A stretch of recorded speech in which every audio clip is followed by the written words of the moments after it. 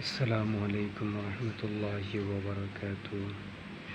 প্রিয় বন্ধুগণ, এই আয়াত যদি কোনো মিষ্টি জাতীয় দ্রব্যের মধ্যে পড়িয়ে যদি কোনো মানুষের যদি খাওয়ানি হয়, তাহলে মানুষ আপনার বাধ্য হয়ে যাইব। যদি કોઈ মানুষ যদি আপনার শত্রু হয়, তাহলে আপনার বন্ধুরূপে আপনার সাথে ব্যবহার করব। এই আয়াতটা সূরা ইয়াসিনের আয়াত।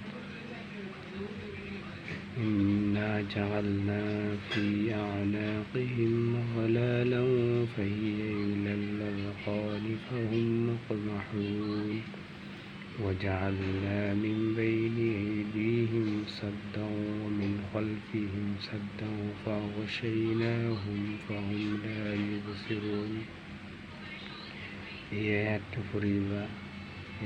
পড়িয়া মিষ্টি জাতীয় দ্রব্যের মাঝে ফুক দিবা, ফুক দিয়া খাওয়াইবা, তাহলে আপনার বাধ্য হয়ে যাব।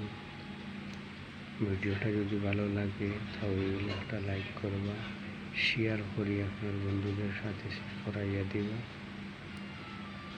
আসসালামু আলাইকুম ওয়া রাহমাতুল্লাহি ওয়া বারাকাতুহু।